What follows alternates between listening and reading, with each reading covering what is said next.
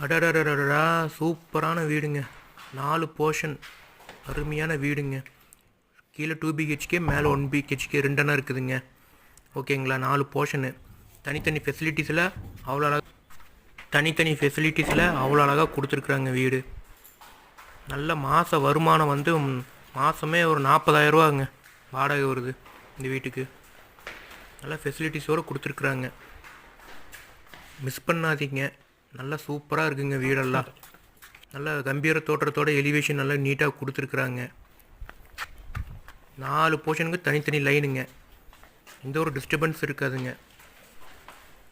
நல்ல இன்கம் ப்ராசஸ்ங்க வீடு, அருமையாக இருக்குது. மாதமான 40,000 வாடகை வருதுங்க.